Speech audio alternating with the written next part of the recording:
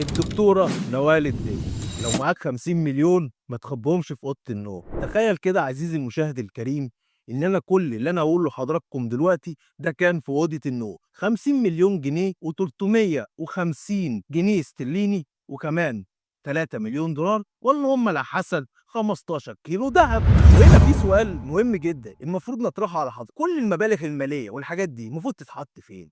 تتحط في البنك، ده الرد الطبيعي. ولكن الدكتورة نوال الدبوي كان ليها رأي آخر، ونتيجة لرأيها ده تعرضت لسرقة القرية. وهنا في سؤال عزيزي المشاهد الكريم، سؤال مهم جدا طبعا لازم نطرحه على حضراتكم، وطبعا هنستنى انكم تشاركونا فيه.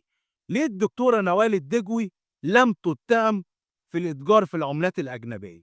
أقول لحضرتك لم ولن يمنع القانون المصري أي مواطن مصري يملكون من العملات الأجنبية، لازم يثبت إن هو يملك لهذه العملات الأجنبية بشكل رسمي. أما لكن القانون هنا يجرم كل من تداول بره الإطار المصرفي، يعاقب هنا بالإتجار في العملات الأجنبية.